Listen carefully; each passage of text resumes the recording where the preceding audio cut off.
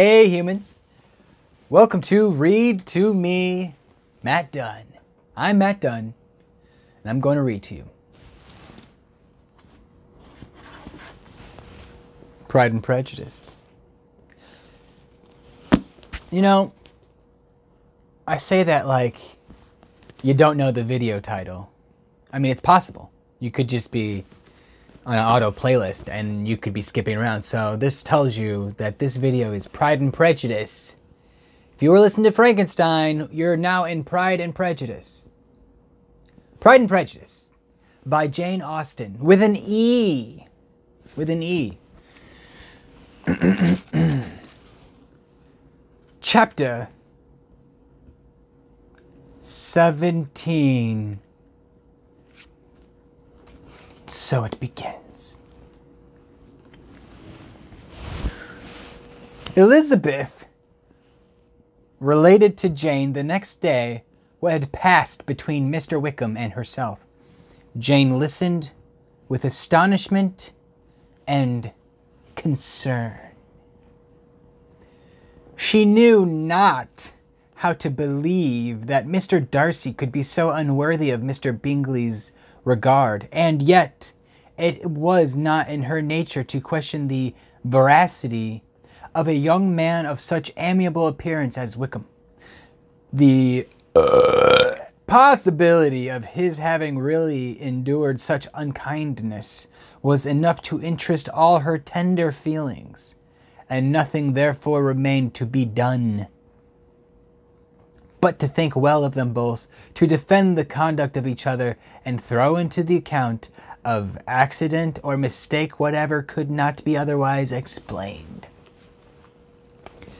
They have both, she said, been deceived, I dare say, in some way or other, of which we can form no idea.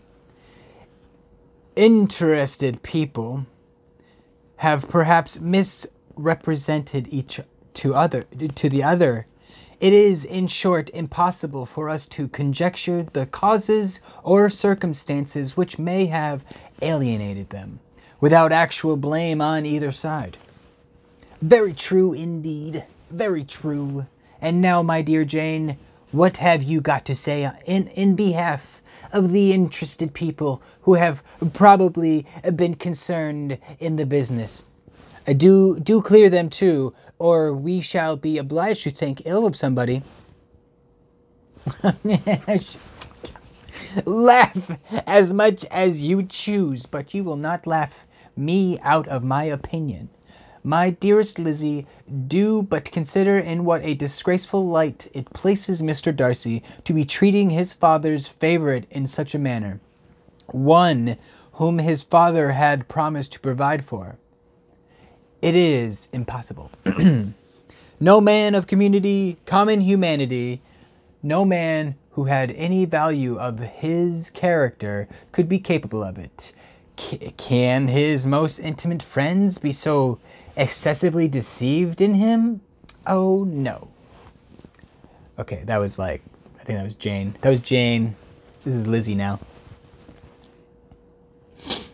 I can much more easily believe Mr. Bingley's being imposed on than that Mr. Wickham should invent such a history of himself as he gave me last night. Names, facts, everything mentioned without ceremony. Without it.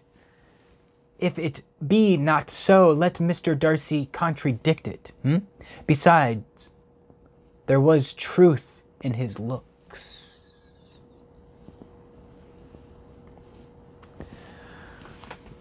It is difficult indeed. It is distressing. One does not know what to think. I beg your pardon, one knows exactly what to think. But Jane could think with certainty on only one point, that Mr. Bingley, if he had been imposed on, would have much to suffer when the affair became public. So he doesn't want to, yeah.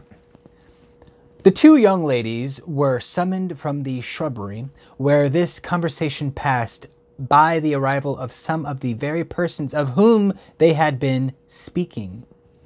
Mr. Bingley and his sisters came to give their personal invitation for the long-expected ball at Netherfield, which was fixed for the following Tuesday. The two ladies were delighted to see their dear friend again. Called it an age since they have met, and repeatedly asked what she had been doing with herself since their separation. To the rest of the family they paid little attention, avoiding Mrs. Bennet as much as possible, saying not much to Elizabeth and nothing at all to the others.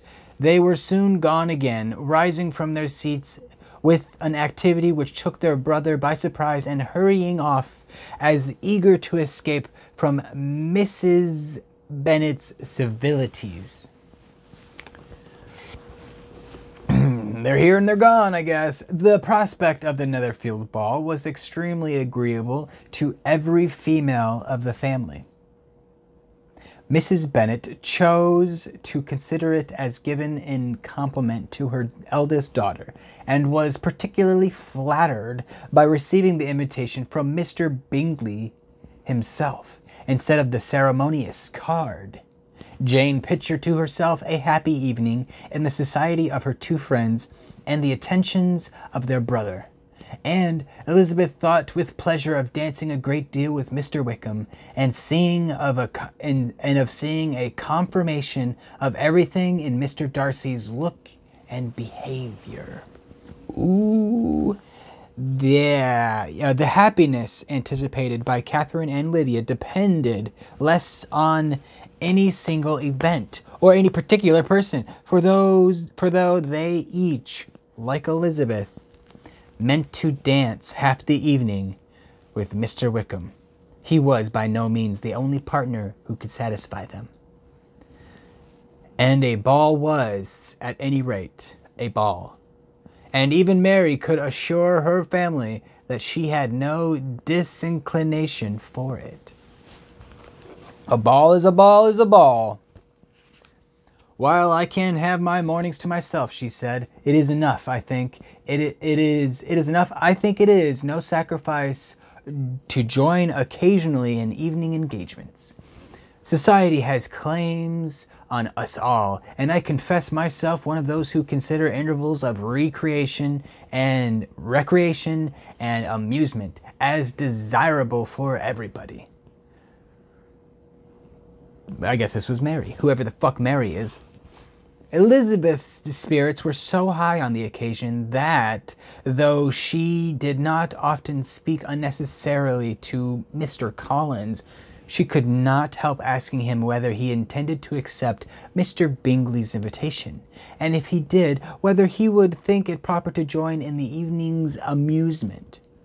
And she was rather surprised to find that he entertained no scruple whatsoever on that head, and was very far from dreading a rebuke either from the Archbishop or Lady Catherine de Bourgh by venturing to dance. I guess this guy don't know how to dance. That's true. We're both in the same boat, probably. I am by no means of opinion, I assure you, said he, that a ball of this kind given by a young man of character to respectable people can have any evil tendency.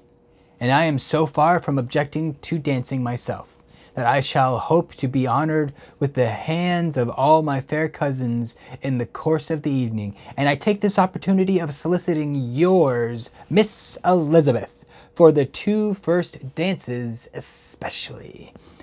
A preference which I trust my cousin Jane will attribute to the right cause, and not to any disrespect for her. Elizabeth just shat her pants. Her bloomers, her dang knickers, her fart. Elizabeth felt herself completely taken in. She had fully proposed being engaged by Mr. Wickham for those very dances, and to have Mr. Collins instead.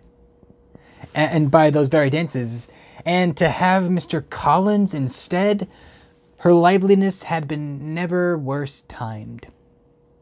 Oh, yeah. You better believe it. There was no help for it, however. Mr. Wickham's happiness and her own were perforce delayed a little longer. And Mr. Collins' proposal, accepted with as good a grace as she could, she was not the better pleased with his gallantry from the idea it suggested of something more. It now first struck her that she was selected from among her sisters as worthy of being the mistress of Hunsford Parsonage, and of assisting to form a quadrille table at Rosings in the absence of more eligible visitors. Bro. The idea soon reached the conviction as she observed his increasing civilities toward herself, and heard his frequent attempts at a compliment on her wit and vivacity. And though more astonished than gratified herself by this effect of her charms, it was not long before her mother gave her to understand that the probability of their marriage was exceedingly agreeable to her. Elizabeth, however, did not choose to take the hint, being well aware that a serious dispute must be the consequence of any reply. Mr. Collins might never make the offer, and till he did, it was useless to quarrel with him. If there had not been a Netherfield ball to prepare for and talk of, the younger Miss Bennets would have been in a pitiable state at this time. For from the day of the invitation to the day of the ball, there was such a succession of rain as prevented their walking to Meryton once. No aunt, no officers, and no news could be sought after. The very shoe roses for Netherfield were got by proxy. Even Elizabeth might have found some trial of her patience in weather which totally suspended the improvement of her acquaintance with Mr. Wickham, and nothing less than a dance on Tuesday could have made such a Friday, Saturday, Sunday, and Monday endurable to Kitty and Lydia. Kittia. One word to rule them all. Chlydia. Ooh, that's not a good one. Nope, not Chlydia. Let's just keep it at Kitty and Lydia. Kitty and Lydia. Kitty and Lydia. That's gonna fuck me up. I hope I don't fuck that. Kitty and Lydia. Kitty and... Just go away. Stay away. No, don't join those words together. Inappropriate kids. Don't watch this show. Nobody wants to watch this show anymore. Hey, everybody. Welcome to Read to Me. If you like, I can just shut the fuck up and you can watch more of my videos if you want. If not, it's okay. I'm going to go make more videos and I'm going to post them. And you're going to like them? Or not. Anyway, bye-bye. Maybe hit that select button and subscribe and write a comment. Just tell me what you think. I can't remember everything. I wish I had a script.